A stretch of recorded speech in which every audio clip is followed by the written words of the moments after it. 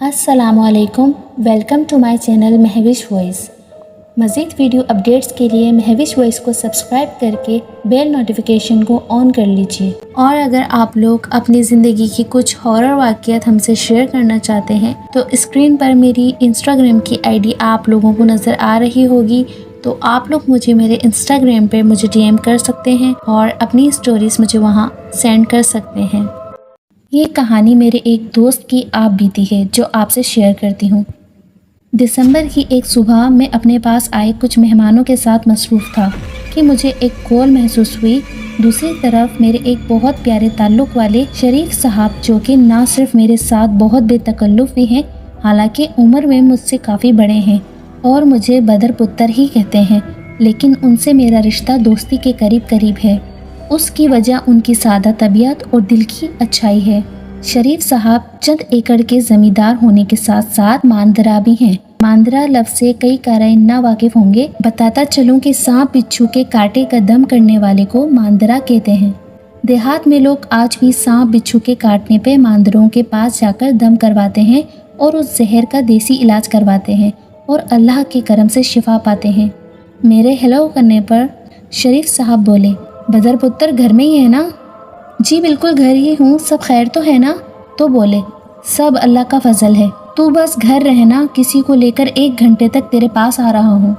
ये कहकर साथ ही कॉल कट कर दी। मैंने इस 1 घंटे में मेहमानों को फारिग किया। आखिरी बंदा रवाना होने ही लगा था कि शरीफ साहब मेरे घर पहुँच गए। उनके साथ एक मर्द और एक औरत थे। सलाम दुआ और हाल अहवाल के बाद मैंने सवालिया निगाहों से शरीफ साहब की तरफ देखा। वो बोले कि बदर पुत्र, ये दोनों आज सुबह मेरे पास आए हैं। मैंने इनसे पूछा कि सांप ने काटा है या बिच्छू ने? तो कहते हैं कि ना सांप ने काटा है ना बिच्छू ने।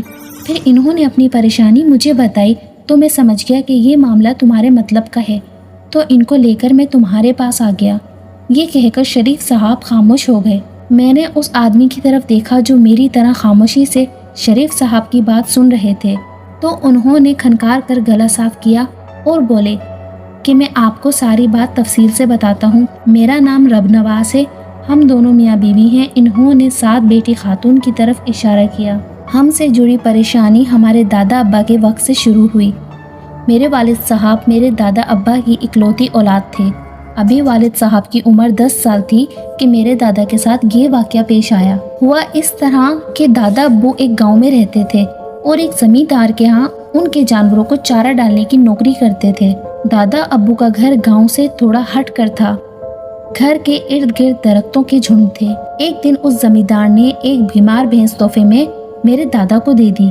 दादा दादी ने उस भैंस की खूब सेवा की। अल्लाह का करम हुआ और वो भैंस ठीक हो गई। भैंस ने दूध देना शुरू कर दिया था। घर में दूध की और घी की फरावानी हो गई थी। उन दिनों कोई भी दूध नहीं बेचता था, सब दूध बेचना गुनाह समझते थे। हुआ इस तरह कि एक दिन जब दादी दूध निकालने गई तो भैंस का दूध का एक कतरा भी ना निकला। दादी बहुत हैरान हुई।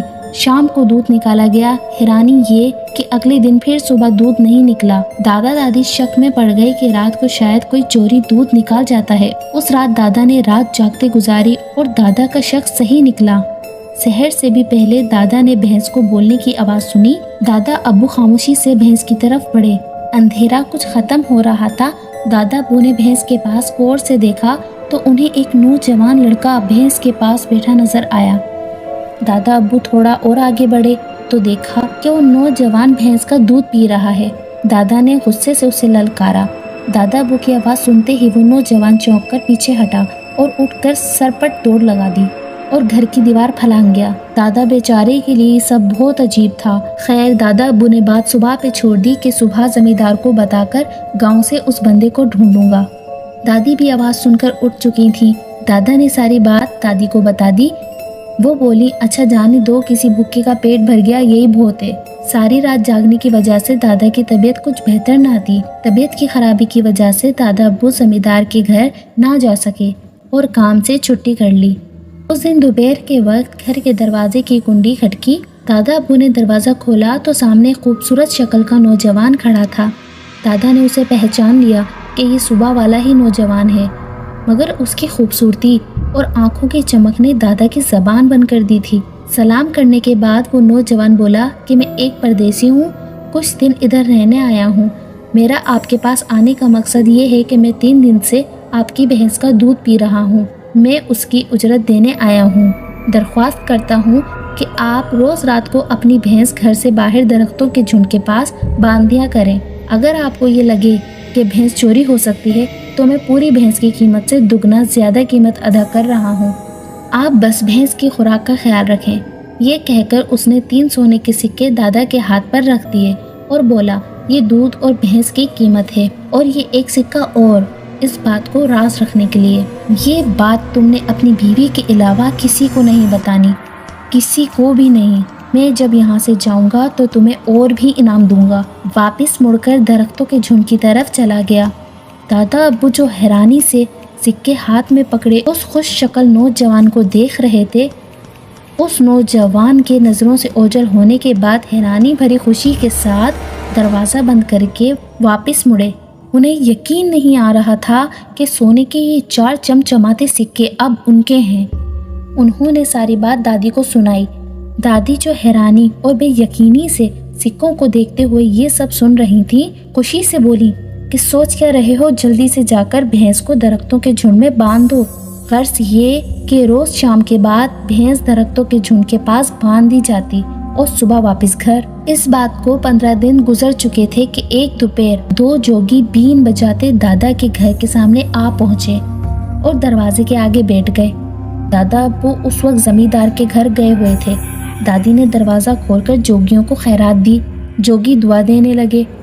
एक जोगी बोला, अगर रोटी मिल जाए तो बड़ी मेहरबानी होगी। दादी बोली, रोटी तो नहीं पकी, मैं दूध ला देती हूँ। ये कहकर दादी अंदर से 2 कटोरे दूध के ले आईं। जोगियों ने दूध का घूंट भरा और चौंक कर एक दूसरे को देखा। दादी जो पास खड़ी थी उनसे एक जोगी जो कि उमर रसीदा था बोला, पुत्र, तेरे अलावा घर में कौन कौन रहता है? मैं चाहता हूँ तू उसका नाम बता ताकि मैं उसको भी दुआ कर दूं।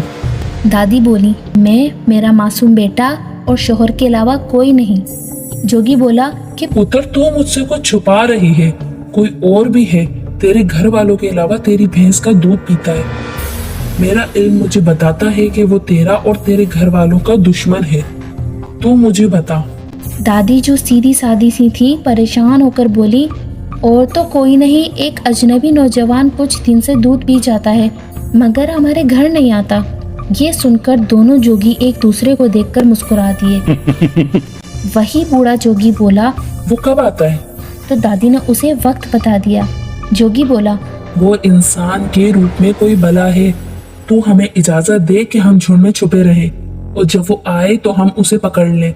सादा सी औरत चालाक जोगी की बातों में आ चुकी थी। उन्होंने न सिर्फ इनको उनकी बात की इजाज़त दे दी बल्कि चारपाई भी डाल दी कि उस पर सुकून से बैठो, मैं तुम लोगों के लिए खाना बनाती हूँ। इधर दादा अब्बू जमींदार की भैंसों को चारा डालने में मसरूफ़ थे कि दादा को उनके नाम की पुकार सुनाई दी। उन्होंने मुड़कर देखा तो उनको वही नौजवान खड़ा दिखाई दिया। दादा उसे देखकर खुश हो गए। नौजवान ने कहा कि मैं तुमसे बहुत ज़रूरी बात करने आया हूँ। मैं इंसान नहीं हूँ, मैं एक सांप हूँ और अपनी उम्र पूरी करके रूप बदलने पे अब कादिर हूँ। तुम जानते हो ये सावन का महीना है। इस महीने मेरी मजबूरी है, मैंने हवा में रहना है, इसलिए मैं तुम्हारे घर के पास दरख्तों के झुंड में रह रहा हूँ। बहुत से जोगी काफ़ी अरसे से मेरे पीछे लगे हुए हैं। मैं बस इस महीने कमज़ोर होता हूँ। इस इलाके के जोगी मेरी बू सूंघ चुके हैं, वो मुझे ढूंढ रहे हैं। बदकिस्मती से वो तुम्हारे घर आ पहुँचे और चालाकी से तुम्हारी बीवी से मेरे बारे में सब उगलवा लिया और अब वो सहर होने का इंतज़ार करेंगे कि मैं दूध पीने आऊँ तो वो मुझे पकड़ लें। मगर जब तक सहर होगी मैं बहुत दूर जा चुका हूँगा। मैंने वादा किया था तुमसे कि जब जाऊँगा मैं तुम्हें इनाम दूँगा। घर के सामने एक शीशम का पेड़ है, उस शीशम के पेड़ के पास एक सुराख है। परसों जुम्मे के दिन फजर की नमाज के बाद अपनी भैंस का थोड़ा सा दूध उस सुराख में डाल देना और ये कपड़ा, जैसे तुम्हें कोई आवाज़ आए उस सुराख के मुंह पर डाल देना और वापस चले जाना। कुछ देर बाद वापस जाना, तुम्हारा इनाम तुम्हें मिल जाएगा। اب گھر واپس جا کر کل صبح تک اپنی بیوی سے یا جوگیوں سے کوئی بات نہ کرنا تاکہ میں تب تک دور چلا جاؤں تمہاری بیوی کے بجائے۔ اگر یہ غلطی تم نے کی ہوتی تو میں تمہیں سزا دیتا، مگر تم بے قصور ہو، انعام پا کر اپنی بیوی بچوں کو ساتھ لے کر یہاں سے کسی دور دراز کے مقام میں چلے جاؤ۔ اب یہاں تمہارا رہنا بہتر نہیں۔ یہ کہہ کر وہ نوجوان مڑا اور چلا گیا۔ دادا ابو جو حیرانی سے کھڑے سب سن رہے تھے، شرمندگی، پریشانی اور تعصب سے اسے جاتا دیکھتے رہ گئے۔ انہوں نے کپڑے کو دیکھا، یہ ایک سرخ رنگ کا رومال سائز کپڑا تھا۔ انہوں نے اسے لپیٹ کر جیب میں رکھ لیا۔ دادا ابو سمجھدار انسان تھے، ساری بات سمجھ چکے تھے۔ مختصر یہ کہ اس دن دادا ابو جان بوجھ کے شام کے بعد واپس گئے۔ دادی بڑی بے چینی سے دادا کا انتظار کر رہی تھی۔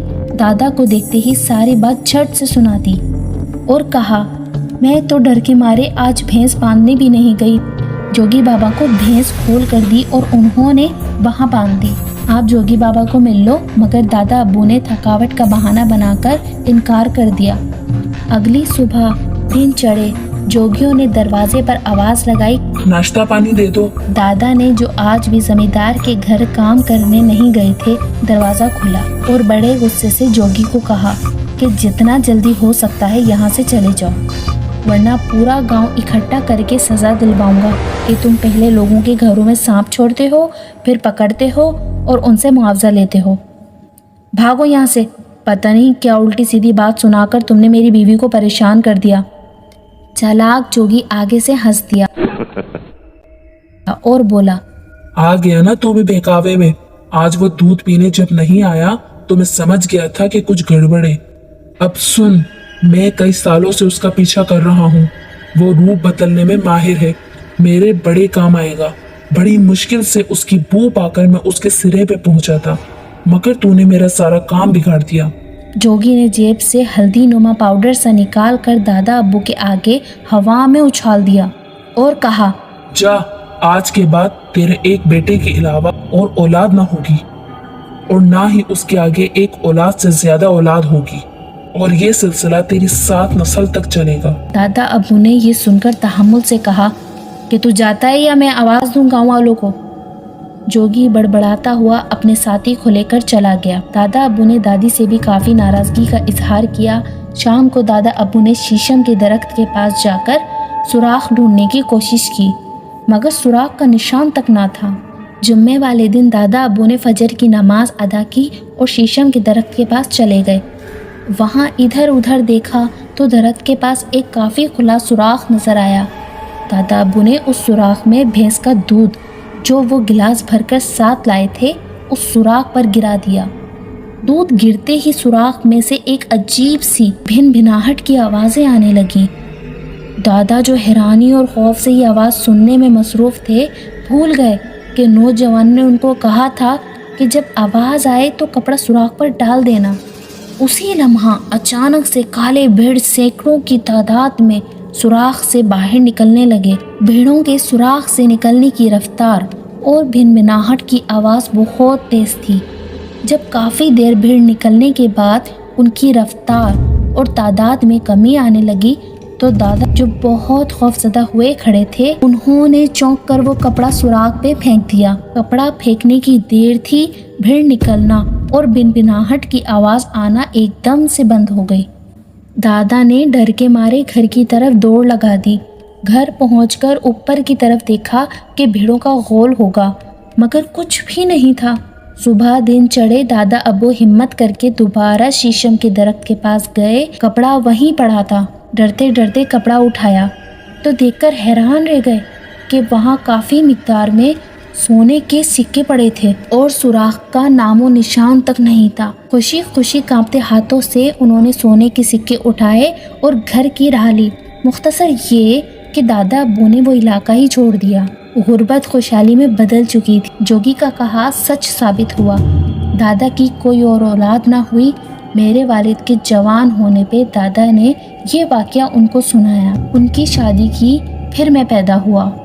میں جب سمجھدار اور شادی کے لائق ہوا تو میرے ابو نے یہ واقعہ مجھے سنایا۔